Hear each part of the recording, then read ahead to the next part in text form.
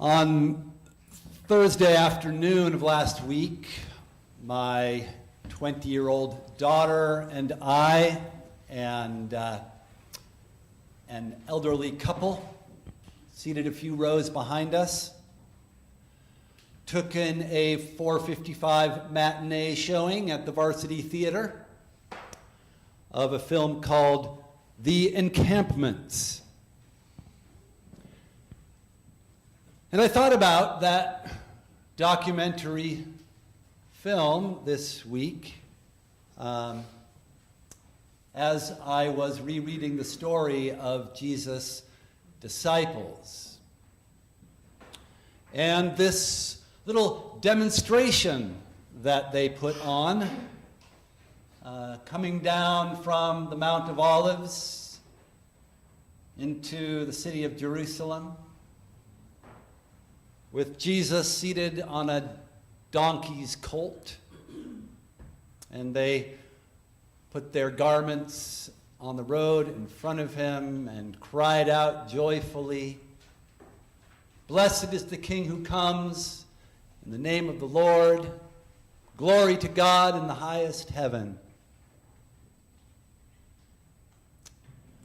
And I thought about the innocence of those disciples, those fishermen and tax collectors and prostitutes and others who had come with Jesus all the way on the dusty roads through Galilee and Samaria and Judea and up the long ascent from Jericho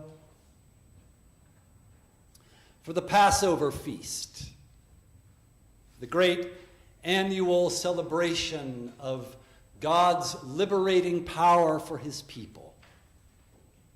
God who had called their ancestors out of slavery in Egypt and brought them through the desert and settled them in their own land and had given them a righteous law so that they might live together in unity, in brother and sisterhood, in justice and equality and peace. But of course, they also knew that that was a long time ago, and that the Assyrian Empire had destroyed Jerusalem and carried their ancestors, Samaria, and carried their northern ancestors into exile in Assyria, where they vanished from history. And they knew that the Babylonian Empire had come about 150 years later and destroyed Jerusalem and carried more of them into exile in Babylon. They knew that the Persian Empire and then the Greek Empire and now the Roman Empire had held them in subjection, had been gradually taking away the best of their land, reducing them to poverty, miring them in debt.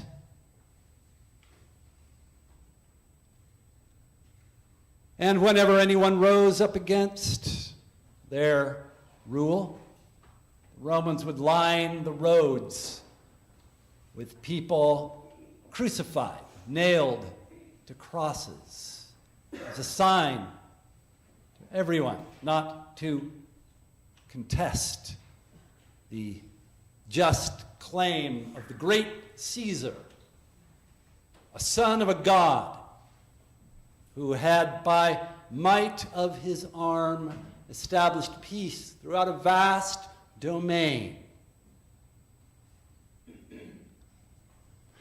Anyway, these riffraff from Galilee followed a itinerant preacher and healer named Jesus from this little out-of-the-way burg called Nazareth to Jerusalem. And along the way, they had seen and heard incredible things. They had heard teachings about how God was their true sovereign, and that his kingdom was as present to them as the grain that they sowed in their own fields, that grew by day and by night by some miraculous power that was beyond their will to command or to control. And they saw these astonishing things where by a simple word this Jesus could, for those who came to him in faith, heal those who were sick and give sight to people who were blind and hearing to those who could not hear and loosed the tongues of those who could not speak.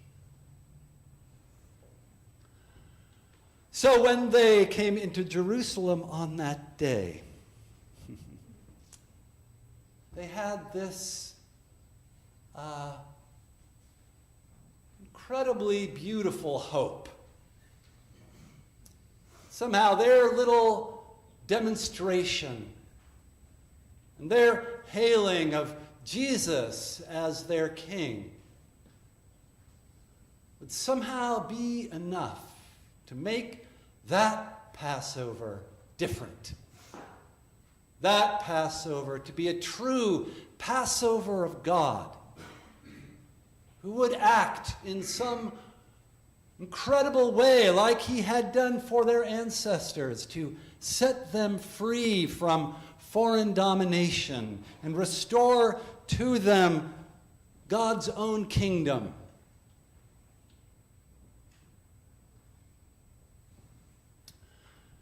And it was with that same kind of innocent hope and trust that some students at Columbia University about a year ago, Palestinian and Jewish and Christian and non-religious students, decided that if they pitched tents in the big lawn in front of the main library on the campus of the university and refused to leave, that they could convince the administration of the university to disclose just how much of the university's endowment was invested in corporations that were profiting by Israel's occupation of Palestinian land and profiting from the genocidal war that Israel is inflicting upon Palestinians in Gaza and the West Bank. And that not only could they convince the trustees of the university to bring these truths to light, but then on the basis of those truths, they would divest themselves of those investments and those corporations. And that might set off some kind of chain of events that would lead to an end to the blockade that was starving the people of Gaza and the rain of bombs and missiles and the tanks in the streets that were slaughtering journalists and destroying schools and hospitals and relief workers in Gaza.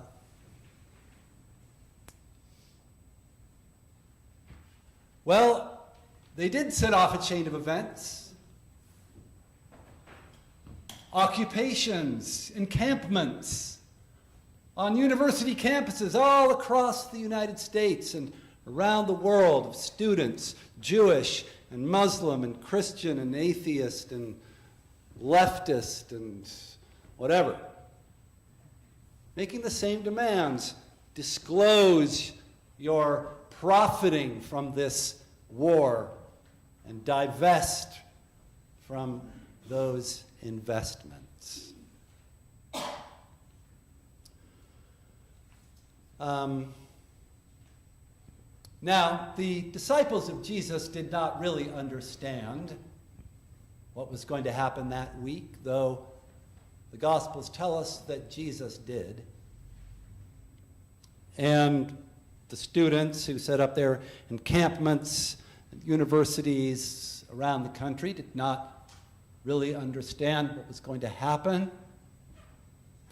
But fairly predictably, their administrations of these universities refused to negotiate with them in good faith.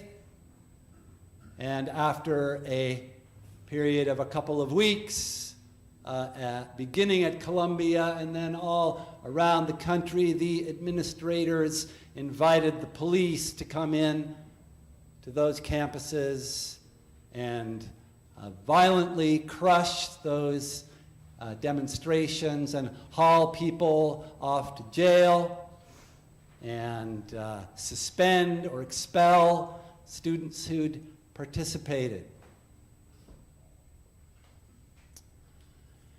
And one of those people who was featured prominently in the documentary film was especially touching to hear and to see. A graduate student in diplomacy at Columbia named Mahmoud Khalil, whose grandparents had been expelled from their village in Palestine in 1948. He was the second generation of his family to be born in a refugee camp in Syria. Young man who has never seen Palestine.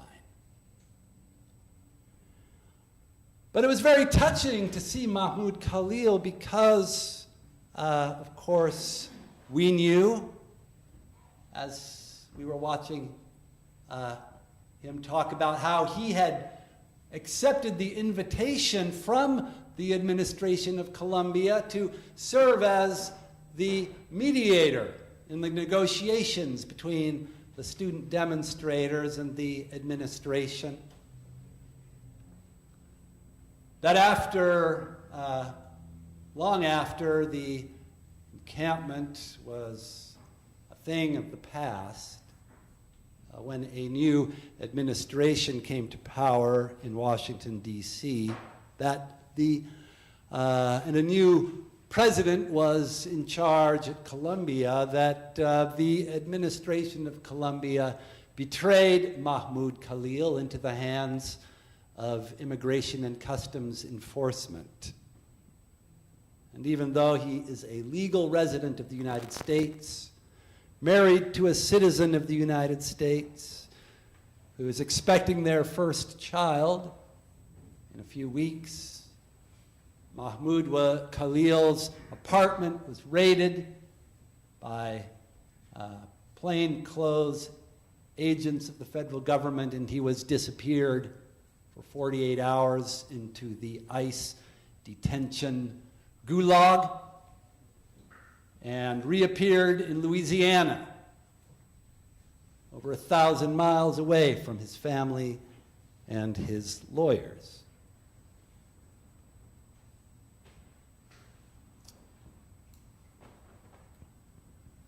Now, I'm not saying that Mahmoud Khalil is without sin. I don't think he would say that he is. But when we hear his story, we can remember another story about someone who was without sin, who had not a trace of a desire to selfishly and ambitiously advance his own interests above those of anyone else. A man who sought only to lift up the downtrodden and encourage the brokenhearted and heal the sick and restore all people to brotherhood and sisterhood with one another. A man who came into Jerusalem knowing what fate would befall him there, and who forbade his disciples when they had misinterpreted his metaphorical saying about how it was time for them to sell their cloaks and purchase swords, when they sought to violently resist those who'd come to arrest him. Told them to stop, and healed the slave of the high priest. A man who begged on the cross that God would forgive those who had betrayed him and abandoned him and falsely accused him and had tacitly stood by while he was crucified. A man without sin, who was truly innocent, and yet died on a cross as a sign to all the people of the power of Rome, the power of death, the power of fear, as if they could erase him from history, as if they could cover up the truth about who God really is and what God really wants for us.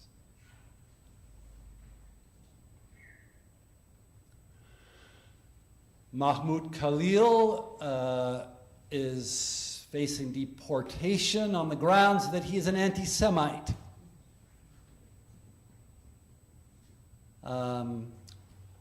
Now, if he ever said anything anti-Semitic, certainly none of it was recorded in the documentary that I saw, which, in fact, featured many touching scenes of Jewish and Palestinian students together, praying, singing songs in Hebrew, celebrating a Passover Seder together in their tents in front of the library in Columbia. In fact, if anyone is worthy to be accused of spreading anti-Semitism, it might be all of us here today.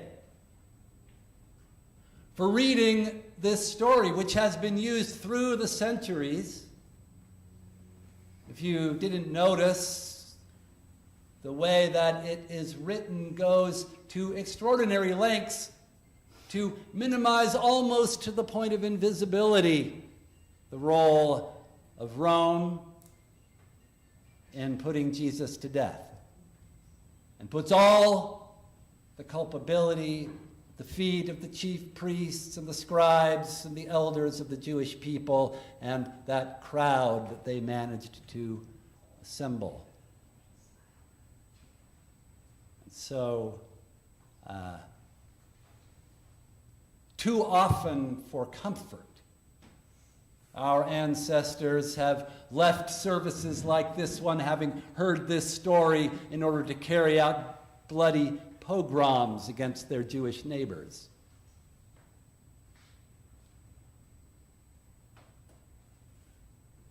But Jesus forgave them for that, as he forgives us, because he trusts in God's inevitable victory and is willing to be a servant of God's inevitable reign of peace and justice in this world. And so we are called not to let our hearts become embittered, not to become cynical and jaded and despairing and hopeless, to be like those disciples going into Jerusalem on that day. To be like those innocent students at Columbia and UCLA and Stanford and Northwestern and all around the country. We thought, we have to speak up. And maybe if we speak up, Israelis and Palestinians can find a way to live together in peace, and our government and our corporations will cease fueling a genocide. That we can pull back from the idea that the only way to have peace in Jerusalem and the Holy Land is for one people to violently expel the other and erase them from history. We need that hope, that innocent hope, to try something, to speak out. Because as Jesus says to the Pharisees as they are making their way into Jerusalem, if these are silent, the stones will cry out.